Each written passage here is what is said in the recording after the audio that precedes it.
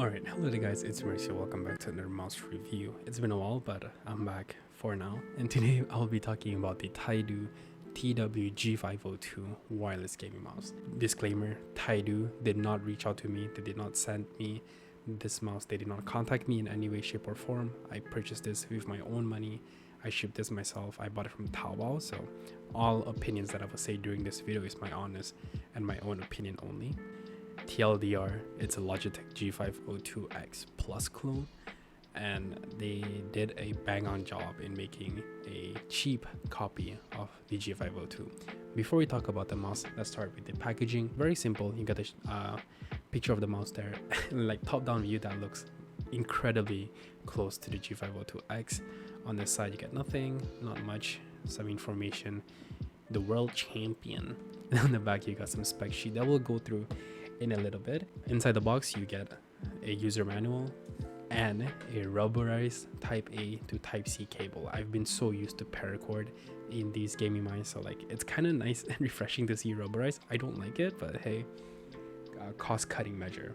Just first look, this is a Logitech G502X Plus clone. Like, they did not even try to change anything. They did not change any sort of measurements or any design language. This is exactly a G502X Plus clone, just with a Taidu logo instead of a Logitech logo, which is what they need to do.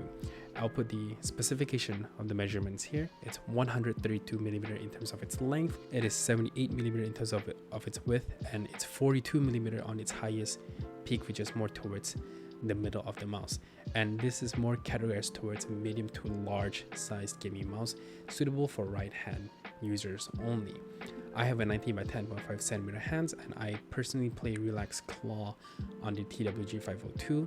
But as you guys know, this mouse have been very famous for palm gripper, if you like that kind of things. And if you have bigger hands than like 22 maybe, you can probably fingertip the G502. They did not change any single thing that I can tell.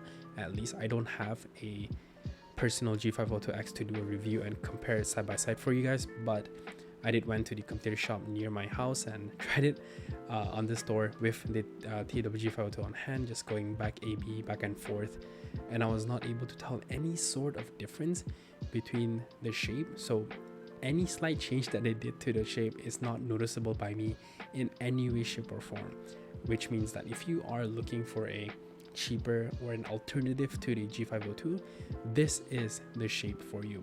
Personally, I am not a big fan of the larger, more ergonomic style of mice nowadays, especially because I'm more favorable towards smaller, ambidextrous, lighter weight mice.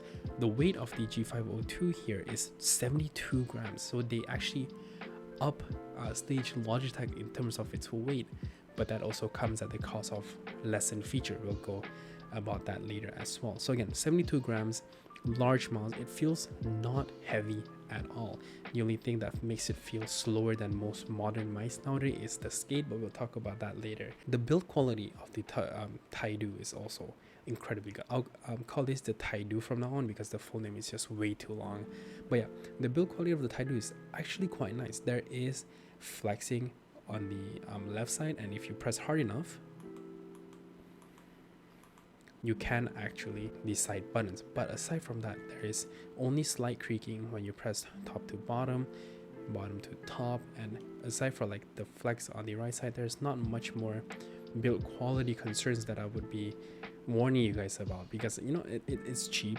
The weight is quite low, so they didn't manage to balance out the build quality, the weight, the plastic quality for the price. And the coating of the mouse is surprisingly good. Taidu did a two-tone coating. They did a hard plastic with a ribbed texture on the sides for your thumb and your pinky and your ring finger, but where the top of your hand contacts with the mouse, you get a rubberized coating, which is good. I wish that the entire mouse is made out of a rubberized coating, but for the price, again, I will just take what I can get. But the coating is actually quite nice. It's grippy, it does attract fingerprints and oil, so if you use this for like a few hours, it will take every single fingerprint and every single oil that you have trapped in your hand. It's not going to be the most cleanest looking mouse after like a few hours of gaming. Let's talk about the buttons. I did not open up this mouse just because there is no replacement skate in the box, and I don't feel like wasting my dots on this mouse, so I'm still using the stock case. That means I couldn't open this mouse up, which also means I have no idea what switches it uses. But from what I can tell from just using this mouse, there is slight pre on M1, no pre-travel on M2, but there is very noticeable post-travel on M1 and M2. It makes it feel slightly more machine than a flagship switches, for example, but not something that I would consider to be a deal breaker, again, especially for the price that they are targeting.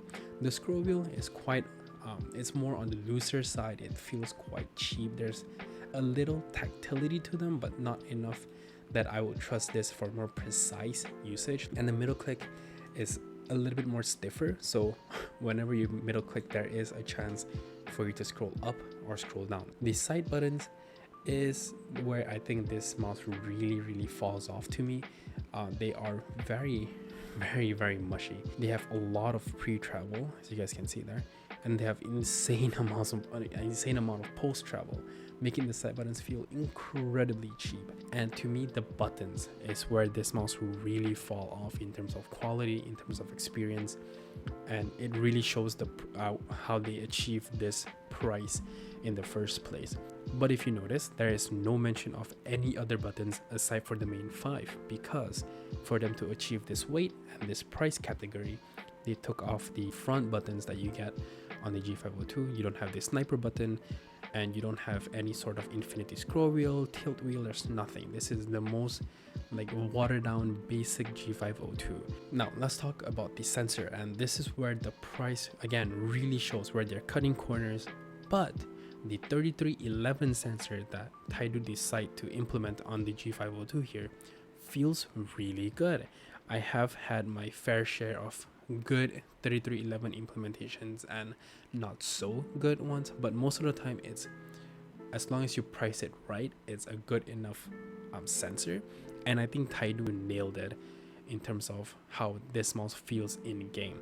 I will put up the mouse sensitivity tester for the DPI deviation.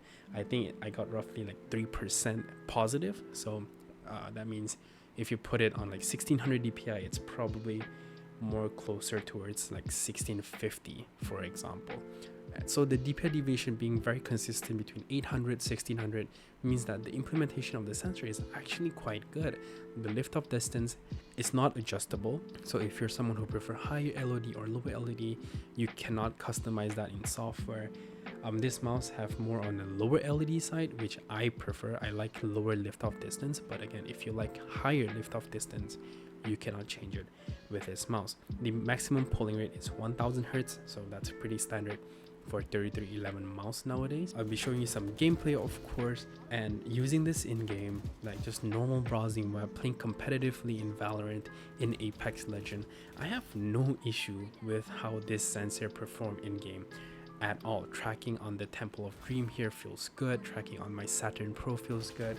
Tracking on brighter mousepad like the Freefall feels good too. I have zero issue. And if this was like a $50 mouse, $100 mouse, I think the sensor deserves to get some criticism because it wouldn't perform as snappy as the 3395, 3370, 3950. But because they are targeting such a low price, the sensor is just completely fine. They did not include a dongle adapter, and if you don't know what a dongle adapter is, it's basically where you can plug a dongle adapter to the cable to put the dongle as close as you can to the mouse. They did not include this in the packaging, so I have to use a spare one, and the dongle has just been sitting in the front of my mouse pad. I have noticed zero drop off, zero latency, zero jitteriness, so no issue with wireless performance too. And not to mention, Taidu actually include Bluetooth as well. So if you like to use your mouse for multi-purpose, you have Bluetooth, you have wired, and 2.4. So I think Taidu did nail the wireless and sensor performance of this mouse. Now the mouse speed is horrible. I don't like it. It's very scratchy, very muddy. Right now it's not that humid, very cool room right now, and this thing just feels like it's dragging on my mouse pad. It's really not good, and there is nothing that is the same shape of skate, but they're big enough that you can probably put some dots or some smaller size skates in the space here. So I'm again, for the price, I don't think I would complain as much, but it's not great. The battery life on this mouse is also quite good. I was able to get 1 week of just full straight use without RGB. If you want RGB, it will definitely lessen it, probably half that, and charging it didn't even take that long either. It charges using USB Type-C, so again, which is good. It doesn't compromise in anything basically. And the RGB is the most fake RGB. It's not really RGB, it's more like preset LED. You press this button under the DPI. This is the DPI button, this is the RGB button, and this just cycles the preset that they've already set. You cannot change the brightness, you cannot change the speed of the LED, you cannot even change the colors. So if you like a certain effects and you want a certain color with that effects, you just cannot get it. You just get what they give you, and this is all you get. Now here's the part where I usually wouldn't recommend you just downloading random software, especially from a mouse that you don't really know or don't really trust. But unfortunately, I think this is one of those moments where you need to download the software, because the default DPI that they have on this mouse is very confusing. The default DPI that Taidu set on the TWG502 is 1000, 1600, 2000, 4000, 6200, and 14800 DPI. So if you play 400, 800, 1200, 3200, 2400, none of that is available. So you need to download the software and change it manually yourself. I'll again leave the link down in the description below, of course. And yeah, that's pretty much it. The mouse itself is actually really good. It's not for me. I don't like the shape. I like something smaller or something that's more symmetrical, or even if it's ergonomic, I just want it smaller. The Taidu G502 is more for the people who don't really care about the feature that Logitech include on the original G502.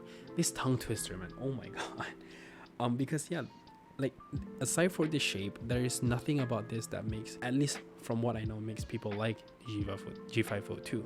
The sniper button is not here, the front macro button is not here, the infinity scroll wheel is not here. Like, I just know people who buy the G502 just for the scroll wheel. The fact that they don't have it here means that if you are looking for a feature rich G502, you still have to go Logitech.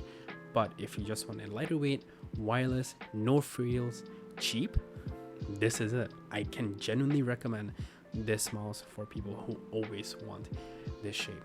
So yeah, that's pretty much it. I'm very sorry for how this review comes up. It's been a while. I'm very not used to this. I have a written review on the TWG502 if you prefer that.